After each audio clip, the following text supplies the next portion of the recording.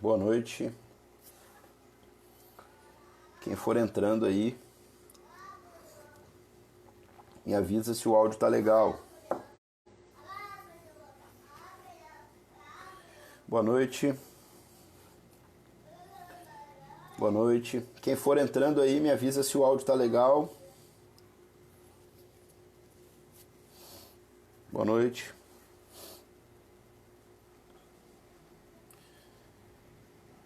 Quem estiver me ouvindo aí, me avisa se o áudio tá legal.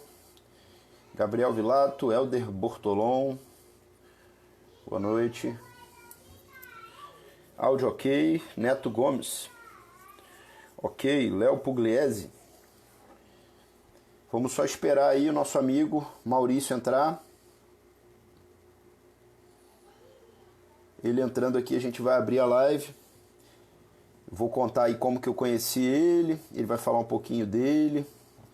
Pra gente abrir essa live aí para as perguntas, tá bom? O áudio tá legal, beleza? Todo mundo de quarentena em casa. Deixa só ele entrar aqui que eu abro as perguntas, tá? Dá uma segurada rapidinho. Deixa só o Maurício entrar.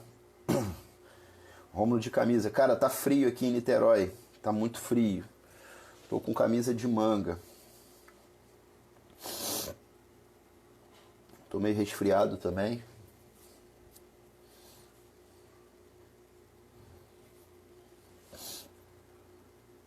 Deixa só o Maurício entrar.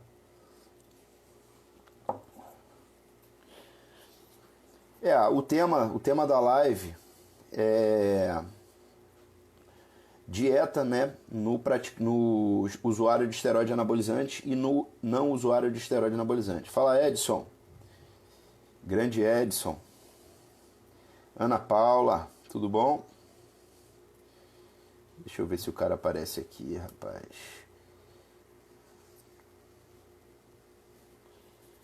Boa noite. Como melhorar o lipidograma? Boa pergunta. Acho que ele chegou aqui, deixa eu ver. Não. Melhorar o lipidograma. O hormônio é importante para isso também, tá? Triglicerídeo é totalmente dependente de dieta, o esteroide até ajuda, mas o lipidograma, o HDL e o LDL, perdão, né? Lipidograma envolve HDL, LDL e triglicerídeos.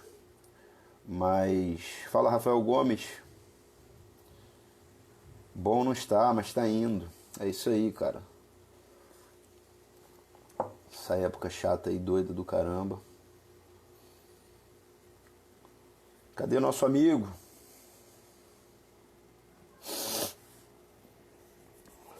Coenzima Q10 ajuda. Não vai melhorar o seu lipidograma, tá? Coenzima Q10. Mas é boa. Faz bem você usar. Cardarine melhora seu HDL, mas é seguro? Na minha opinião, não. Eu não usaria. Eu seria um excelente candidato a usar Cardarine, porque a minha família inteira, nós na minha família inteira temos um HDL baixo. Né? Meu HDL aí, na melhor das hipóteses, bate 36, 38. Então, para LDL não, mas para HDL, para subir HDL sim, tá? O que acontece? Vocês não tem que pensar em tratar exame, né? Se pensar em numerologia de exame, aí tem muita droga que serve para um monte de coisa. Mas vocês têm que pensar que está fazendo algo saudável para você. O dono da minha academia falou que só volta em junho. Putz, muda de academia. Aqui parece que vai abrir no próximo mês agora, tá? Ideia, tô pensando em tomar. Tô testando fibrato para ver se muda algo. Fibrato é bom para triglicerídeo, mas uma dieta boa melhora triglicerídeo fácil. Triglicerídeo não precisa de droga, principalmente se você é praticante de musculação. Se seu triglicerídeo tá ruim, alguma coisa muito errada na sua dieta tá acontecendo, tá? Triglicerídeo é obrigação, tá bom. Colesterol, já o buraco é mais embaixo. Cadê o Maurício que não entra, cara? São 21 horas, não são? 21h04. Daqui a pouco ele tá aí.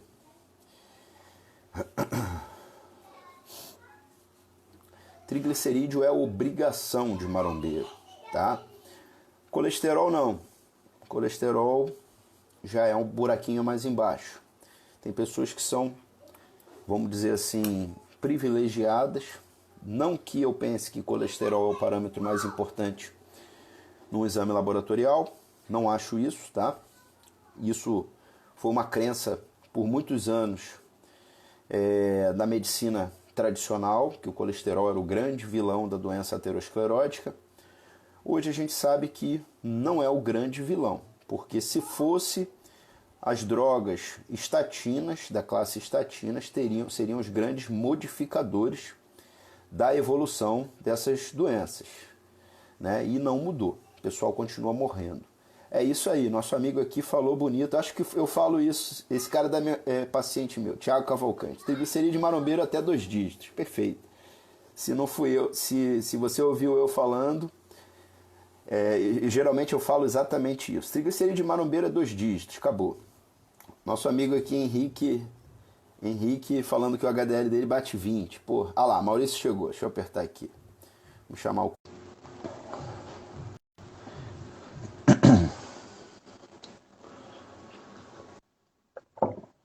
Tá entrando o homem. Fala, Maurício. Fala aí, Romulo. Me ouve bem? Te ouço bem, meu camarada. Te ouço, te vejo bem. Meu camarada, fala pro pessoal, né? Não vou ficar falando demais, eu quero que você fale bastante, né? Queria que você falasse pro pessoal como que a gente se conheceu, né? Como que você trabalha, aonde você atende, pra gente poder desenrolar essa live aí. Então, a gente se conheceu tem uns 2 anos, eu acho, 1 ano e meio, mais ou menos por aí. Eu tinha um projeto de um documentário que estava para acontecer acerca de uma transformação e eu ia atuar como nutricionista e era um projeto bem transparente que ia falar sobre tudo, sobre o uso de esteroides, sobre a dieta, o uso de suplemento.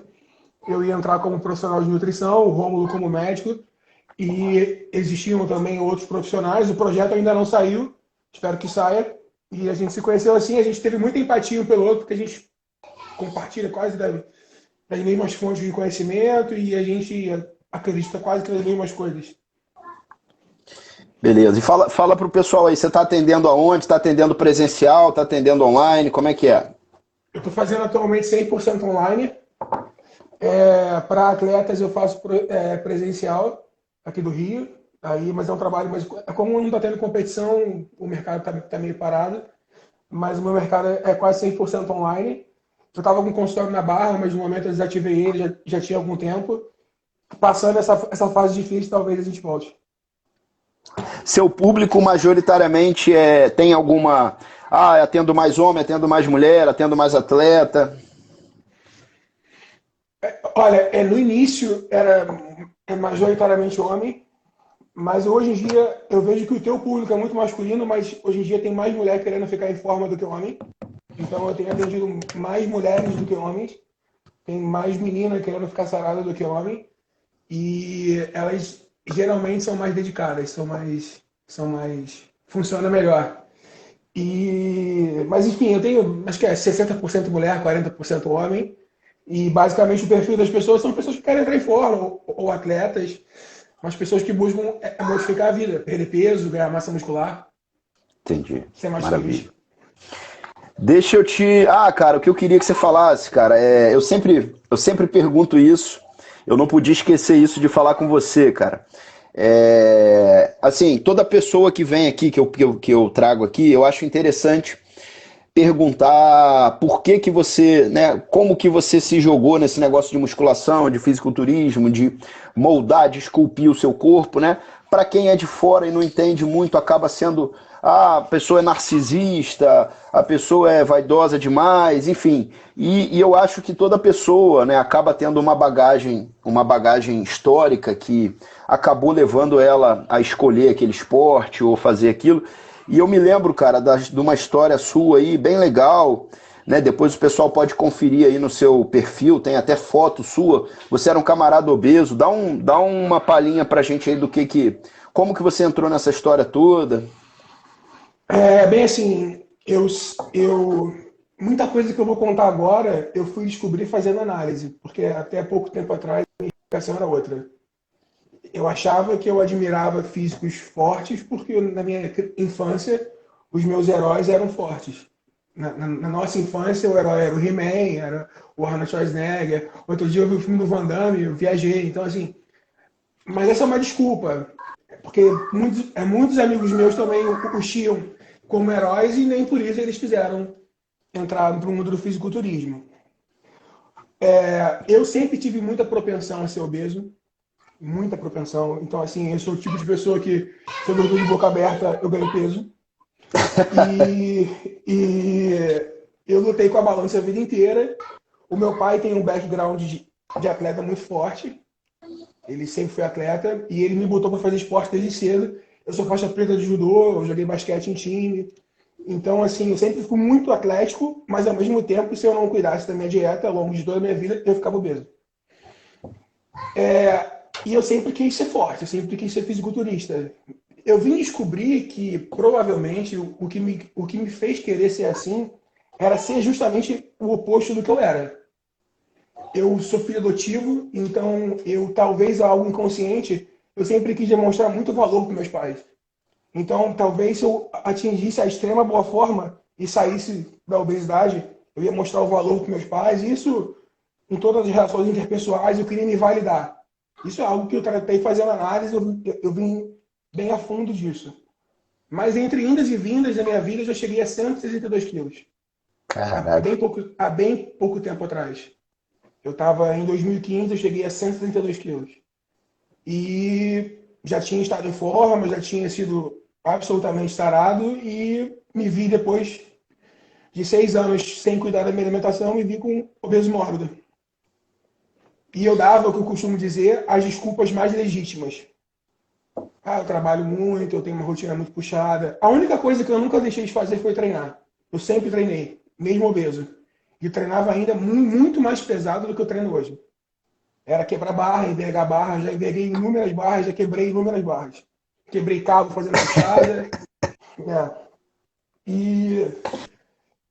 Mas aí, em 2015, já estava formado há 6 anos, eu sou formado há 11 anos como nutricionista, me formei pela UERJ. Em 2015, eu vi uma foto minha e aquilo me causou um impacto muito grande. Eu falei, acabou, mudou, dali para frente eu sou outra pessoa. Eu calculei uma dieta para mim, naquele minuto que eu vi a foto, e falei, segunda-feira eu começo. Eu tinha o aniversário da minha ex-namorada na época, no sábado, eu fui, comi tudo que eu tinha que comer. Fui para... Segunda-feira eu comecei a dieta e não parei. Eu fiquei 18 meses sem sair 1 grama da minha alimentação. Eu treinava 3 vezes por dia. Treinava, fazia aeróbico de manhã, musculação meio-dia e musculação à noite. Treinos curtos, mas fazia. E trabalhava 12 horas por dia, tinha uma rotina super puxada. Em 9 meses eu perdi 90 quilos. Caralho, uma vida, né? E depois eu consegui ganhar 5, 6 quilos de massa muscular. Fiquei bem. Eu tenho até uma foto que é um divisor de águas. E aí, a partir de maio de 2016, eu passei a fazer reposição hormonal. Eu tive hipogonadismo. A minha perda de peso acentuada me levou a um hipogonadismo. E aí eu passei a repor e passei a ciclar. Eu já estudava isso, eu vivo nesse meio há 20 anos, então para mim foi algo bem natural de se fazer. Perfeito. Basicamente isso. Eu lembro dessa história sua e da foto. Tem uma foto sua que você tá lá jogando basquete, né? No meio da galera. Aí parece que foi essa foto que alguém tirou, mandou para você, né? E falou, no grupo. Pô... Eu fiquei magoado, eu fiquei chateado. Eu demorei a... Mas aquilo me fez muito bem, um tapa de realidade na cara, entendeu? Beleza. Cara, o nosso assunto é sobre uso de esteroides, né? A dieta no praticante de musculação, usuário de esteroides anabolizantes ou não. Eu vou te fazer, se você me permitir, umas perguntinhas. Curiosidade minha, né? E acredito que curiosidade das pessoas que estão aqui também. Mas eu queria que você falasse, né? Você acha que muda muito o cara que é usuário de esteroide anabolizante e o que, que ele pode fazer com dieta, o que, que ele não pode fazer, uma dieta mais restrita, muda muito homem para mulher. O que, que você tem para me dizer aí? Vamos lá. Primeiro, a gente tem que entender que o recurso ergogênico por si só. Sim, primeiro, eu ouço muita gente falando que não muda nada, que dieta é dieta, que treino é treino. Mas eu entendo que as pessoas que falam isso falam com a boa intenção de ninguém esmorecer por estar tomando esteroide. Essa é a Perfeito, intenção. Mas, perfeito, ou ninguém desanimar por não estar tomando. perfeito, Das duas pontas. Mas eu acho que se você cria uma aptidão muito maior para ganhar massa muscular, para sintetizar proteína, o teu corpo está diferente. Então, se o teu corpo está diferente, ele lida diferente com o alimento e ele lida diferente com a carga de treino. Então, independente do esteroide, uns mais ou outros, a primeira coisa que eu pergunto quando uma pessoa passa a usar esteroide é como ela está indo no banheiro. A tendência é a pessoa defecar menos, porque ela tem uma absorção melhor de comida. E algumas drogas causam mais isso do que outras. A budenona dá uma diferença enorme. E o esteroide, em geral, uns mais que os outros, também favorecem muito o particionamento nutricional, que é a orientação para onde o nutriente vai. Então, uma pessoa que tem uma carga andrógena muito grande no corpo, ela consegue formar mais glicogênio. Ela tem mais capacidade de encher aquele músculo, com aquele aspecto mais redondo. E é fácil você ver que, às vezes, com 2 semanas, 3 semanas de ciclo, a pessoa fica com os ombros mais redondos, com os trapézios mais redondos, que dizem, teoricamente, são áreas que têm mais receptores androgênicos e que conseguem você captar mais glicogênio. Então, é a primeira parte que dá aquele up. Então, um usuário de esteroide geralmente conseguiria comer mais carboidrato. Esse é o ponto 1. O ponto 2 é que ele tem uma síntese proteica melhor. Se ele tem uma síntese proteica melhor, ele provavelmente absorve melhor a proteína, porque não basta você comer, você tem que comer, absorver e usar com a finalidade que você quer. Eu vejo muita gente fazendo dieta low carb e comendo quilos de proteína e esquece que existe uma coisa chamada gliconeogênese. A proteína vai estar sendo usada para outra função, para outra coisa, para formação de glicogênio, de glicose, aliás. Enfim, então, assim, a proteína é melhor utilizada. Geralmente, um indivíduo, por refeição, alguns estudos mostram que por refeição, a cada 2 a 3 horas, ele consegue usar a proteína, na forma de proteína, na presença de carboidrato, cerca de 40% do peso dele em gramas. Então, se ele pesa 100 gramas, ele consegue mais ou menos... Isso se ele estiver no limite. Ele consegue usar bem como proteína, se tiver carboidrato ou gordura ou uma fonte de energia, para que ele não precise transformar aquela proteína em energia, em torno de 40%. Então, ele consegue também. Então, um indivíduo que está usando esteroide consegue absorver mais proteína e usar proteína, com função plástica. Aí a gente falou do segundo nutriente, macronutriente. Lipídio. Provavelmente, se ele está usando esteroide, a síntese natural, endógena de esteroides, pelo menos, é desnecessária. Esteroides anabolizantes, testosterona. Então, um indivíduo desse precisa comer menos gordura saturada. Pelo menos isso. Um pouco menos. Não é para zerar, mas é para comer um pouco menos. Se você for olhar a dieta padrão de um fisiculturista, que ela foi construída de forma empírica ao longo dos anos, que é muito carboidrato, pouca gordura e muita proteína, é isso que eu estou falando. Mas a ciência vem por trás embasando isso. Por quê? Por que o cara não precisa comer tanta gordura? Porque ele não tem necessidade de sintetizar hormônio de esteroides como uma pessoa natural. perfeito. Então, a gordura saturada se faz menos necessária. E o montante calórico, qualquer esteroide, na menor dose possível, já vai causar um aumento na taxa metabólica basal. Então, também ele pode comer mais calorias. Mas essas adaptações devem ser feitas todas ao longo do percurso. E não, eu tomei hoje, eu tomei uma ampola de hidroquestão hoje e amanhã eu mudei minha dieta. Não, você vai tateando e vai sentindo o corpo. Isso, se você for fazer sozinho, você vai ter que se descobrir. Se você for auxiliado por um bom profissional, ele vai ir tateando o teu corpo e vai vendo como o teu corpo vai precisando de modificar a dieta em função do que você está usando. Perfeito. E é claro, assim, se você se propôs a usar esteroide, se você se propôs a melhorar a tua performance física, estética, o que for, é bom que você tenha um comprometimento com a sua alimentação. Então, eu acho que uma pessoa que se propõe a usar esteroides deveria ter um asseio absolutamente acima da média com o que ela come, porque ela já está fazendo uma coisa que potencialmente pode fazer mal para ela. Então, ele tem que cuidar da alimentação, ele tem que ter tudo o resto possível, o mais saudável possível. E lembrando que uma dieta para um atleta profissional, um atleta de fisiculturismo, ou um marombeiro avançado, também não é saudável. Comer demais não é saudável. Perfeito. Você falou exatamente, cara, o que eu penso nesse sentido de... É aquilo, né? A gente fica com medo de falar a realidade como ela é e, de certa forma, desestimular o cara natural, né? Eu, treinei vários anos da minha vida natural, sem usar nada, né? Entrei para musculação com 15 anos, 14 para 15 anos, fui me exercitei natural até os 23 anos. Talvez não fosse o momento exato, ideal para eu usar esteroide, mas você vê, eu já tinha pelo menos aí quase 10 anos de treino de musculação. Hoje as pessoas treinam 2 meses, querem usar esteroide, querem usar SARMs, e não tem a menor noção. Eu lembro que dos meus 15 aos meus 20 anos, eu não tinha a menor noção do que era comer para ganhar massa muscular.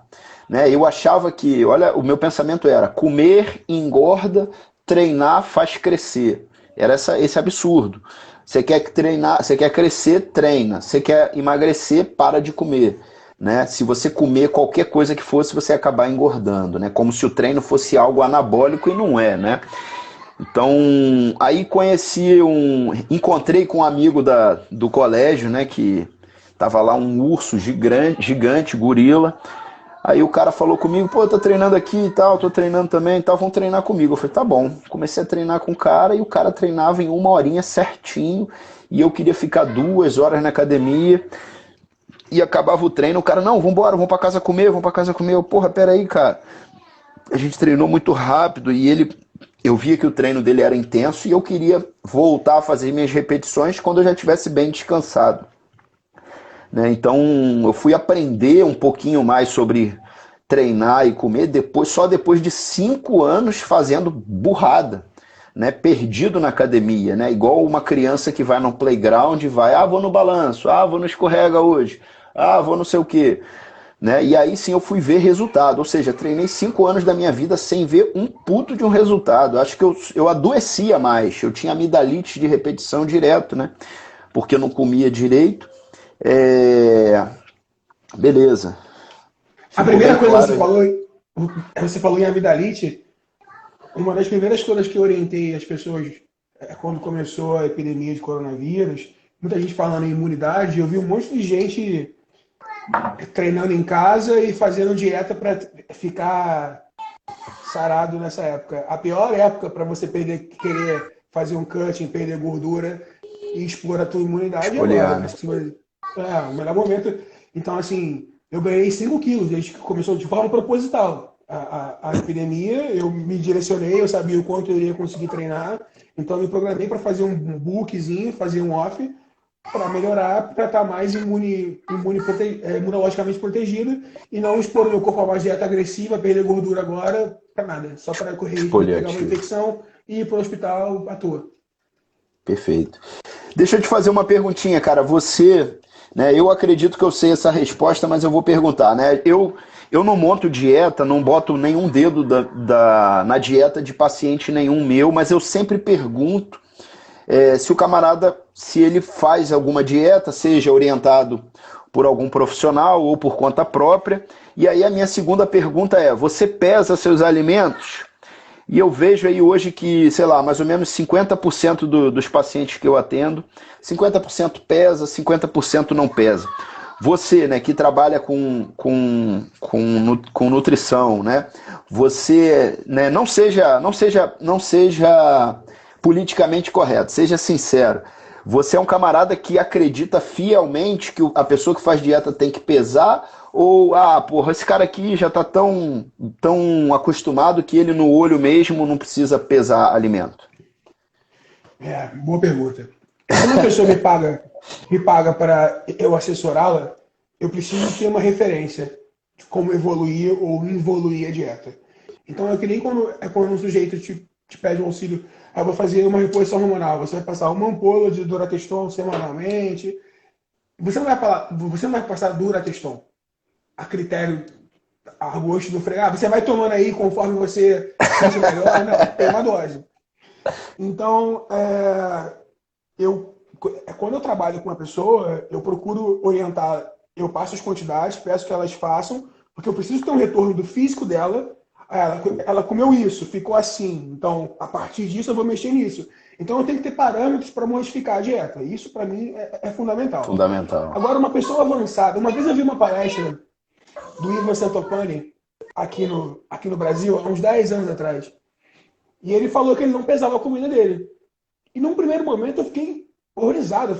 Eu com aquela mentalidade de nutricionista que acabou de sair da faculdade, falei, como que o cara não pesa?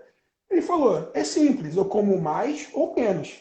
Se eu estou engordando e eu quero secar, eu como menos. Se eu quero ganhar massa muscular, eu como mais. Ele vai fazendo assim. Isso faz sentido para uma pessoa experimentada.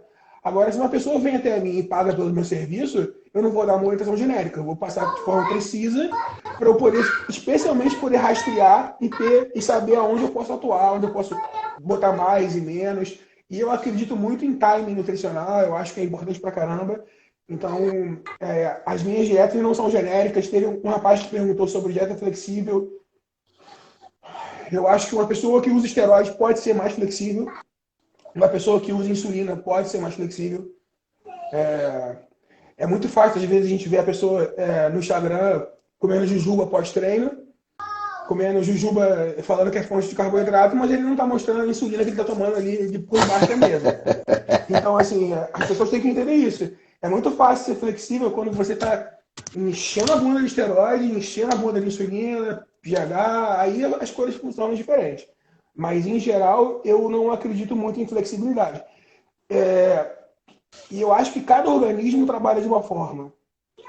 Uma coisa que eu notei depois que eu passei a usar esteroide é que o meu corpo processa muito mais rápido os nutrientes. E para eu conseguir dar conta do volume de comida que eu às vezes preciso comer, que é difícil, por exemplo, nunca na vida vou botar um arroz integral na boca. Porque aquilo vai demorar 3, 4 horas para ser digerido, vai ficar e eu não vou conseguir fazer a próxima refeição.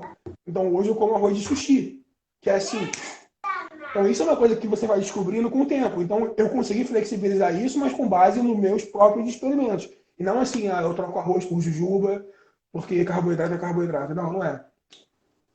Perfeito. Eu vejo muito esse negócio aí, a galera querendo bugar o pessoal, bota lá meu pré-treino, Nescau Ball com não sei o quê. Aí, porra, as pessoas que não estão por dentro da história, olha aquilo, porra, meu irmão, o cara tá usando Nescau Ball, porra, aquilo ali é Quantos juiz de açúcar. insulina ele usou com aquele Nescau Ball para ele comer aquilo ali? Entendeu? Essa é a verdade. Isso que eles não Verdade, falam. verdade. Essa é a verdade. Beleza. Vê aí as perguntinhas, vê o que você acha interessante responder. Teve um rapaz que perguntou agora que se ele achava, o que a gente achava, dá a sua opinião, eu vou dar a minha, acerca de, nesse período de quarentena, onde o acesso a treino está mais difícil, sobre substituir o uso de esteroides por pró-hormonais, etc. Vou dar minha opinião. Primeiro, eu não gosto de pró-hormonal. Se vai usar esteroides, usa esteroides. A maioria dos pró-hormonais, que são tidos como pró-hormonais, na verdade, são esteroides modificados, que era uma forma de burlar o FDA americano. Então, de pró-hormonal não tem nada. Eu não estou falando de tribos, dessas coisas que eu também não acredito. Mas eu estou falando do antigo... Eu esqueci o nome. O Superdrol. Superdrol é esteroide, pô. É fortíssimo. As pessoas iam vendiam na loja, você mandava tomar um, tomava 2, 3, ficava amarelo, com icterícia no corpo todo, com a mão descascando e estava com as enzimas lá naquele esteroide. Então, Mais assim, agressivo que o hemogenin. Mais forte. Se você for ver, a relação anabólica dele é fortíssima. E ele ainda tem o benefício dele reter ainda menos água do que o hemogenin. Então é muito usado hoje em dia como esteroide, não como pró-hormonal. Mas vamos lá. Então eu acho que se você não treina, não faz o menor sentido você tomar esteroide. A gente já conversou, acho que a respeito disso. Eu acho que você não acredita muito em ressensibilizar receptores androgênicos, mas eu acho que é sempre bom dar um tempo às vezes. Então, se a hora de dar um tempo é agora. A hora de parar de tomar é agora. Se você não está conseguindo treinar, ou no máximo fazer uma TRT, fazer um cruise, mas não faz o menor sentido treinar com elástico em casa e garrafa d'água e tomar trembolona. Então, a minha opinião é ou para com tudo, ou entra numa dose de reposição bem baixa, só para você ficar funcional e dar conta da esposa em casa, entendeu? Porra, elástico e tomando trembolona é sacanagem, né, cara? Puta que Pior que pariu. tem, cara. Pior que tem, né, O que cara? eu vejo, o que eu vejo de gente hoje em dia é porque a sorte das pessoas é que elas não estão tomando o que elas acham que elas estão tomando. Eu vi um rapaz tomando 1,5 gramas de trembolona por semana. Não tem como você fazer isso, é impossível. Não é trembolona, é falso, é subdosado. Aí você tá tomando 800, tá se matando assim mesmo, tá indo a loucura, mas enfim, tem muita loucura hoje em dia que a sorte das pessoas e o azar ao mesmo tempo é que os laboratórios são muito picaretas e tem muita coisa falsa no mercado. É verdade. Vem cá, Teve um deixa eu te cliente falar. meu que estava tomando 500 miligramas de testosterona por semana, uma dose boa. A testosterona dele bateu 500. Era óleo puro, Puta que pariu. era óleo lisa. Enfim, é o que mais tem. Deixa eu te fazer uma pergunta, cara. Eu não faço a menor ideia de se você. O que que você acha, mas se você já passou, se você já fez essa experiência em você ou em paciente seu, é, uso de esteroides, ciclos sem testosterona. Eu tive uma experiência até orientada de um cliente meu orientado por você, que Ah, ele verdade. usou, que ele usou nandrolona pura. Verdade. Se eu não me engano, inclusive eu conversei com ele hoje e ele falou que pretende num próximo blast fazer um blast com altas doses de nandrolona, porque ele fez um cruise com nandrolona. E ele falou que nunca se sentiu tão bem na vida. Eu nunca fiz em mim, eu nunca experimentei. Já vi muita gente, não no Brasil, mas muita gente antiga lá fora dizer que fazia. E a teoria faz todo sentido, mas eu nunca experimentei em mim. Tive alguns casos de algumas pessoas que já usaram, mas em cruz, dose baixa de nandrolona, 200 miligramas por semana, 150, e com excelente resultado, com muito menos colateral e com o mesmo benefício da mesma dosagem de testosterona. Beleza. E em termos de. Alguém até perguntou aqui se você é tijucano. Você é da Tijuca, né? Eu moro no Alto, mas o lugar que eu mais transito é Tijuca. Então, provavelmente as pessoas que me conhecem da Tijuca é porque eu estou muito por ali. Eu moro no Alto da Boa Vista. Ah, beleza. Outra coisa, cara, em termos de. Na mulher, cara, você acha que muda muito a questão da, da alimentação com ou sem esteroide em relação ao homem? O que você acha aí? Eu acho que as mulheres têm muita vantagem sobre o homem quando elas fazem um bom uso de esteroide. Uma mulher com 20 miligramas de oxandrolona e 2 UI de GH vira uma miss. Um homem não. Então, se ela fizer um uso correto, comedido, com baixas doses, e outra coisa, ela tem uma dose alta de estrogênio para favorecer ela, o que faz que o IGF-1 dela fique muito alto com uma dosagem relativamente baixa de GH. esteroide. Não, é do próprio esteroide, sim. Ela toma um pouquinho de oxandrolona e um UI de GH, e ela tem o estradiol alto, ela vai ter um IGF-1 altíssimo. O que vai fazer ela Verdade. ganhar muito com uma. E fora que o basal dela é bem pouco androgênico. Então, assim, quando ela toma qualquer coisa, já faz Já vai diferença. responder. Então, Mas quanto à sabe. dieta, o que muda em mulher, para mim, em geral, especialmente na hora de secar, as mulheres têm mais capacidade de perder, de fazer uma dieta agressiva, perder gordura sem perder massa muscular. Elas têm uma capacidade de não catabolizar, eu acho que por conta do estradiol, assim, muito acima dos homens. Por isso que se você for ver aquela competição de mulheres de alto nível, em geral as mulheres estão todas mais em forma do que os homens. todas mais duras, com mais densidade, com fisiculturismo feminino, ou women's physique, todas estão. Não tem ninguém fora de forma. Em homem você vê, às vezes. Eu acho que é por conta desse quesito do estrogênio falando a favor delas.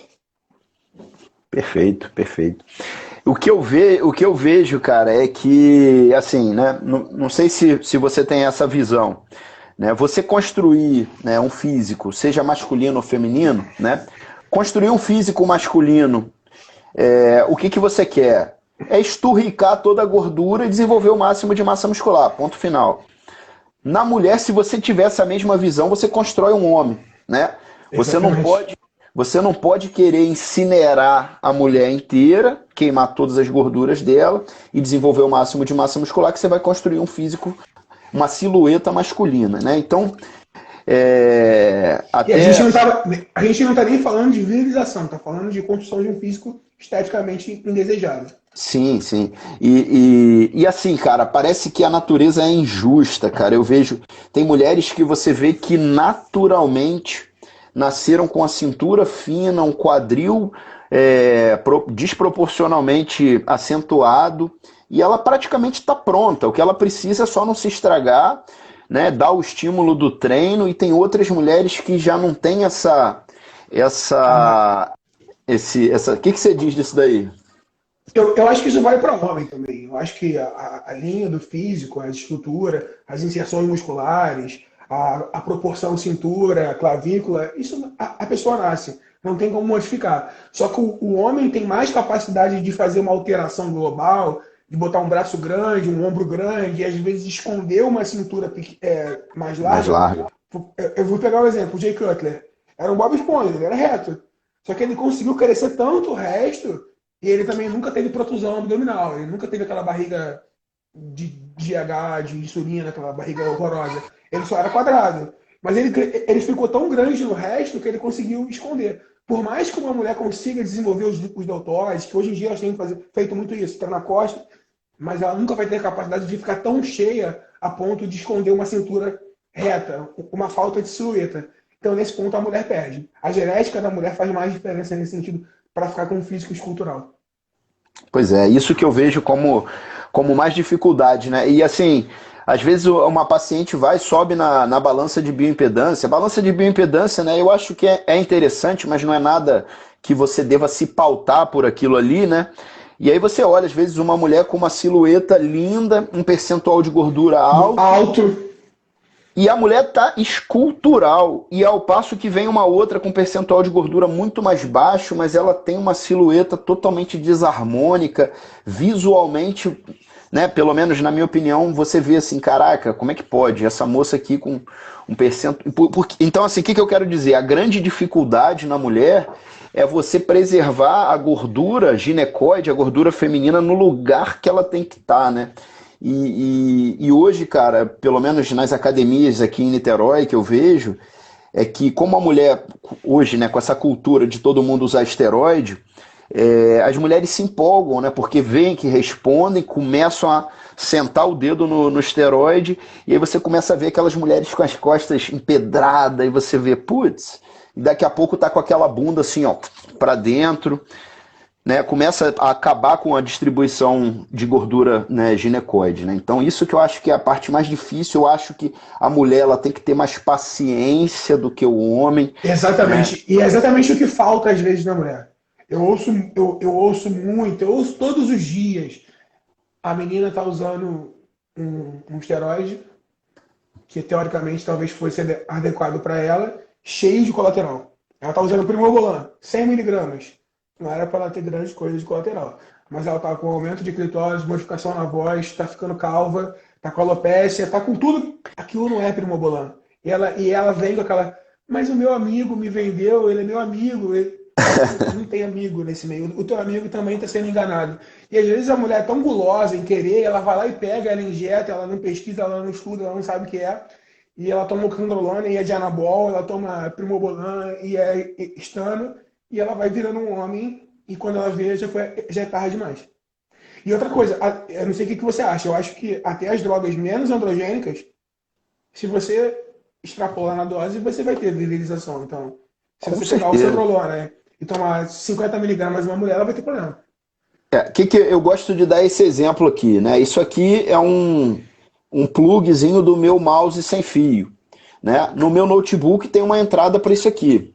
Imagina que o receptor androgênico é aquele buraco ali. Eu posso entrar com esse negócio aqui, posso entrar com outro, com esse cabo aqui diferente, né? O receptor ele vai entrar e se ligar naquele mesmo buraco ali. Então, os efeitos que ele vai promover vão ser muito semelhantes, né? Aonde a molécula que a gente produz, que é a testosterona, iria se ligar.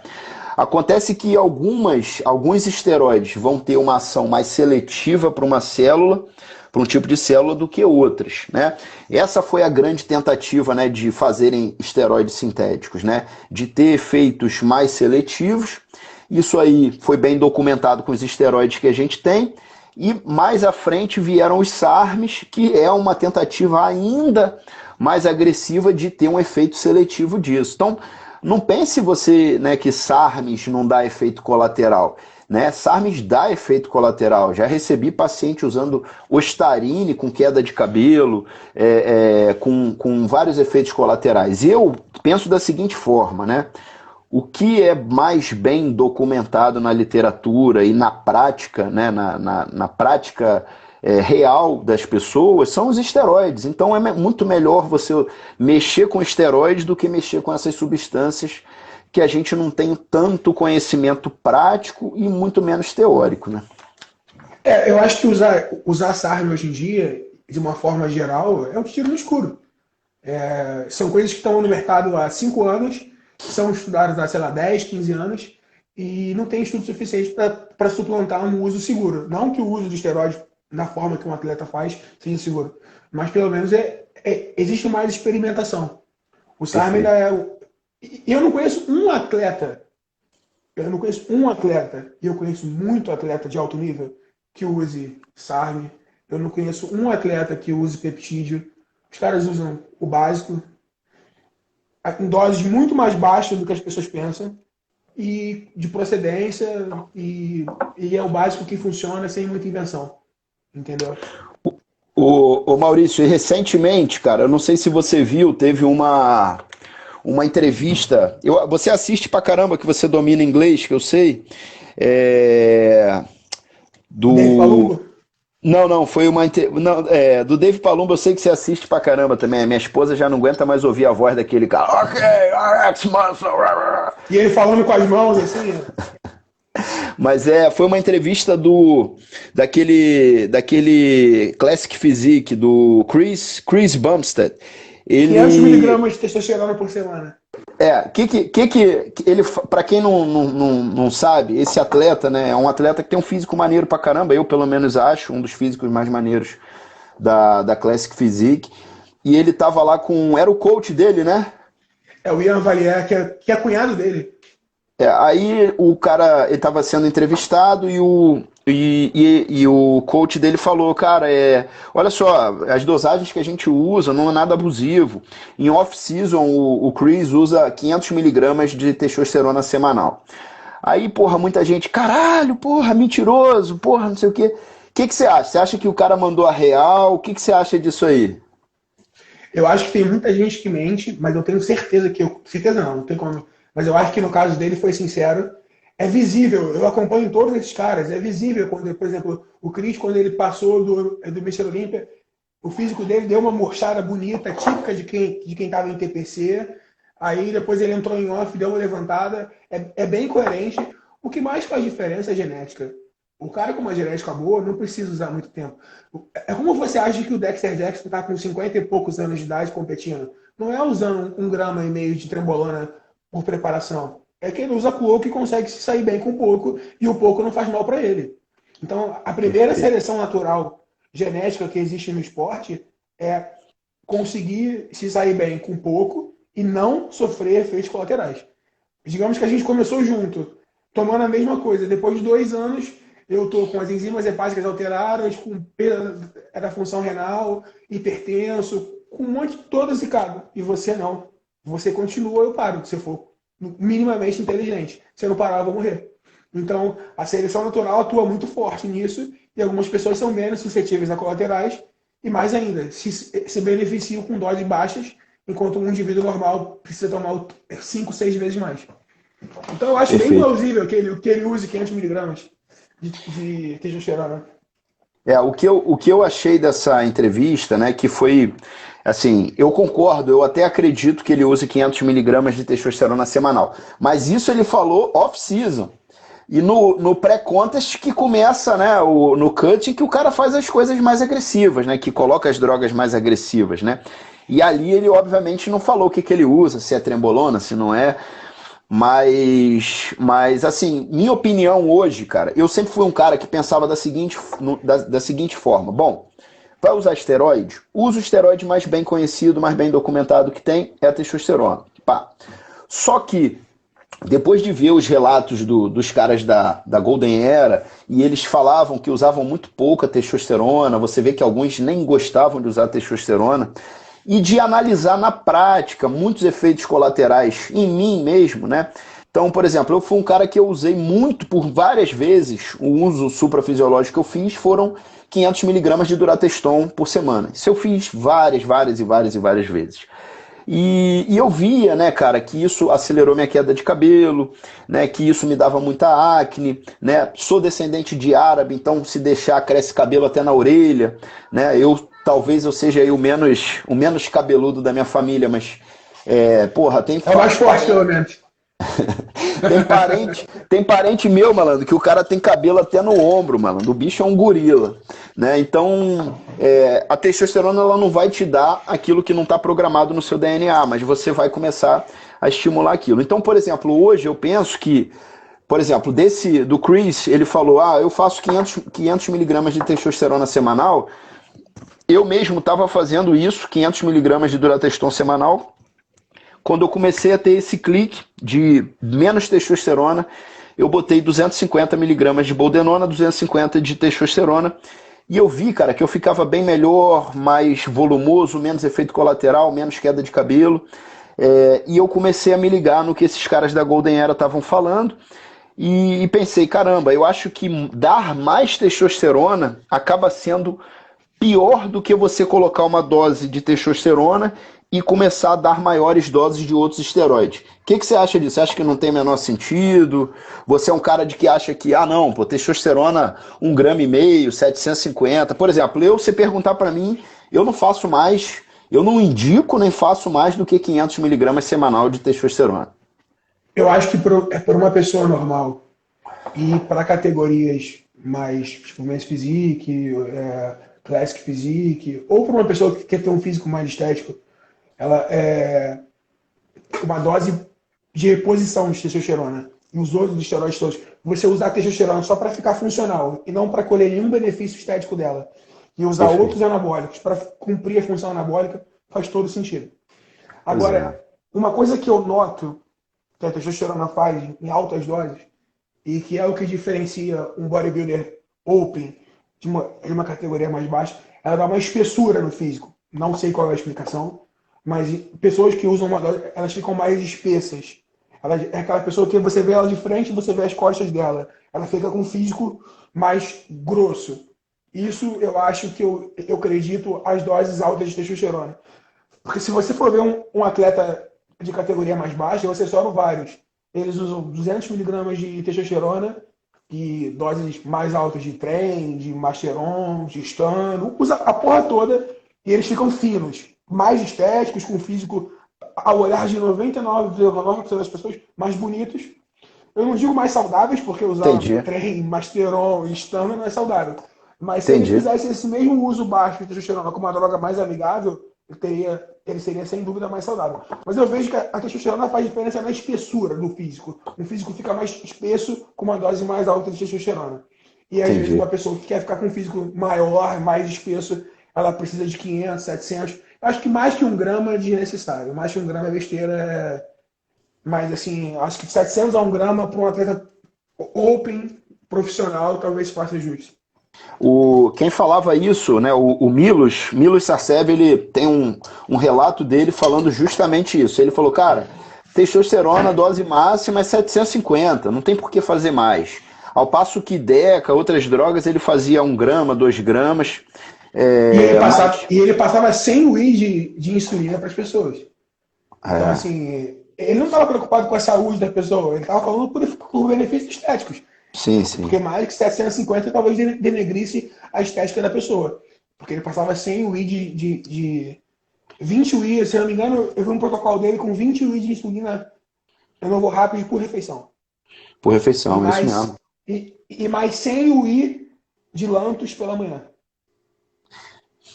Só que uma coisa, não sei se entrando nesse assunto, né?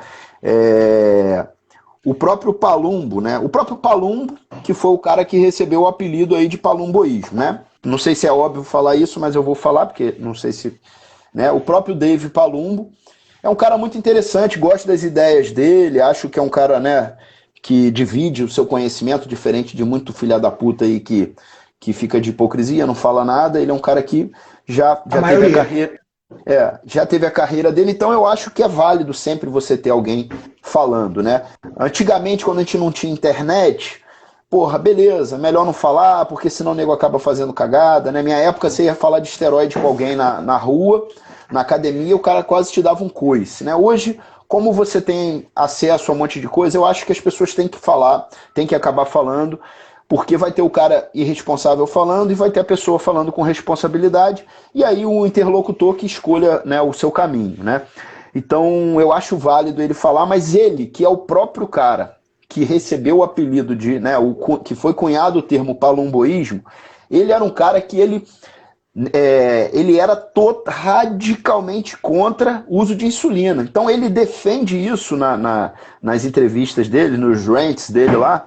Ele fala, não, eu sou totalmente contra, não tem porquê, o organismo produz e tal. Mas ele era um cara que desenvolveu o tal do palumboísmo. Isso, para mim, falou, bom, se um cara que defende, que é totalmente contrário ao uso de insulina, desenvolveu o palumboísmo, né? Aqueles membros atróficos e aquela barriga de casco de tartaruga. E o Milos, que é um cara que defende... E a estética. Exatamente. E aí, o que você me diz disso? Pode ser outra coisa, pode ser o GH. Reza a lenda que o Dave Palumbo tem as mãos do tamanho do ET e pés enormes por conta do abuso de GH. Eu acho que qualquer coisa em overdose pode fazer... Tem muito receptor androgênico. E o principal, para mim, o que mais causa palumboísmo, comida, barriga protusa, é comida. Então, você distende seus intestinos e desbiose, isso causa desbiose. Fisiculturista, às vezes, não come da melhor forma como deveria. Se você for pegar, por exemplo, você citou o Chris Bumstead. Ele tem um problema de saúde, ele tem uma doença autoimune que afeta os rins dele, e ele é de uma categoria onde a estética prevalece. Ele come tudo orgânico, ele não usa adoçante em excesso, e tudo isso, adoçante, alimentos não orgânicos, xenobióticos em geral, favorecem o aparecimento de disbiose, que é uma alteração natural na flora intestinal. Você acaba produzindo muito gás e fica com aquela barriga distendida, e você se acostuma a andar com a barriga distendida. E depois, para você se desacostumar, você tem que retreinar, você tem que reaprender. Então, às vezes, não necessariamente é de insulina, é de um excesso de comida, é de um excesso de esteroide, é de um excesso de GH, é de excessos em geral. O que fez sentido para mim era o seguinte: bom, esses caras, quando eles param, a barriga volta ao normal? Volta. Então não é algo de hiperplasia do intestino, né? O que para mim é o grande causador dessa barriga distendida, né? Fez bastante sentido. Foi um médico falou sobre... Aquele grego, não foi? Não é o Toliatos, não. Toliatos, ele pensa muito basal. Gente boa, gosto dele, mas escreveu livro e tal, mas ele é muito... O pensamento dele é muito tradicional. E isso que eu vou falar não é nem um pouco tradicional. Eu só vi um cara falando que era... o cara que usa muito GH, que seria o caso do Dave Palumbo, ele fica em hiperglicemia.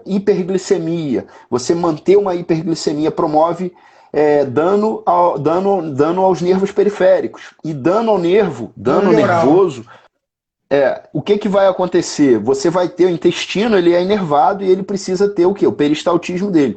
Se você tem Peristalse. dano neural, você vai ter a peristalse prejudicada, você vai ter a disbiose, porque aquela flora, aquela O bactéria alimento vai natural ficar dali mais vai. tempo no trânsito do que deveria. Exatamente.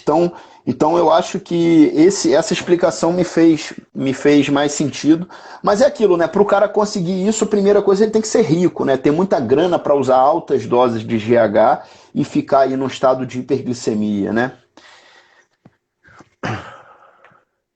Então acaba que o uso da insulina junto com altas doses de GH, na minha opinião, acaba contrabalanceando esse efeito Sim. de Tanto que hiperglicemia, né? a ex-esposa do Dave Palumbo, aquela Colette Nelson, ela é uma especialista, ela é diabética e ela é especialista em insulina e ela é uma grande defensora do uso basal de insulina para quem faz uso de GH para contrabalancear e para você ficar mais saudável e de quebra você tem ainda um efeito, um aumento do GF1, né? Exatamente.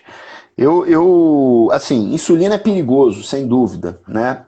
Insulinas de ação, até a insulina regular, a insulina NPH são perigosas. Talvez a Lantus seja a única aí que eu não vejo perigo, muito difícil o cara ter algum sintoma de hipoglicemia com uma Lantus, mas NPH pode pegar o cara pelo pé, regular pode pegar, a Novo Rapid, a Humalog. Mas um cara que sabe o que está fazendo e tem acesso à comida, né? O cara que tem acesso, não, me trancaram na minha casa e eu não tenho comida. Vai morrer, filho. Vai Mas entrar não em faz o coma. menor sentido uma pessoa fazer insulina e não ter acesso à comida. Então, É, assim, eu acho as mais seguras, as mais rápidas, que você toma, come e fica ali naquele tempo de 2 horas ali em estado de alerta e ponto final. perfeito, Se você perfeito. fosse recomendar o uso de insulina, você prefere pré-treino, pós-treino, no café da manhã? Como você gosta? Cara, eu já fiz experiência em mim, né, cara? Eu não costumo recomendar, né?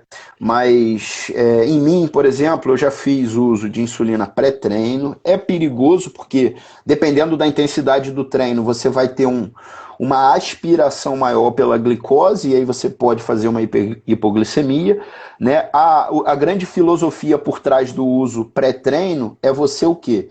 Jogar para dentro da célula Nutriente. aminoácido, carboidrato, tudo para poder volumizar a célula. Realmente, eu vi um pump que eu nunca vi na minha vida, usando insulina pré-treino.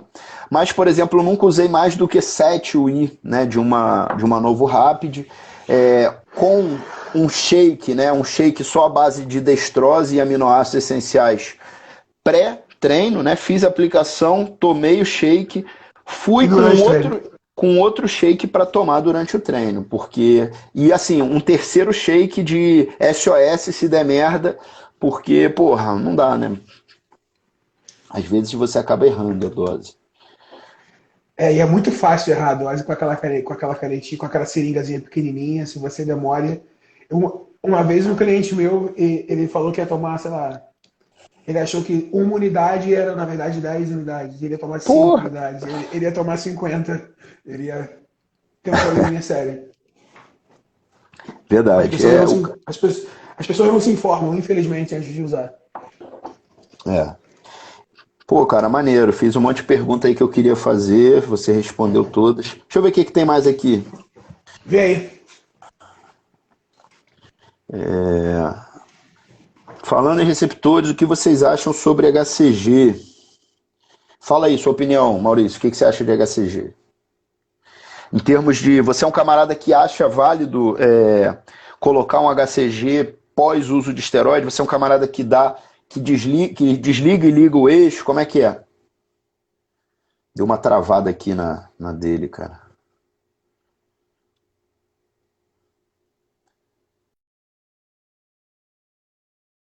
E aí, pessoal? Ih, saiu. Pera aí, deixa ele entrar de novo. Entrou. Aguardando. Ih, 20 segundos para acabar.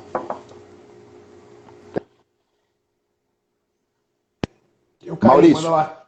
Fala aí. falta 20 segundos. Eu vou sair e vou entrar de novo para a gente continuar, Beleza. tá? Beleza. Pera aí. Faltam 13 segundos. Deixa ele acabar, que senão ele cancela essa porra, não fica gravado.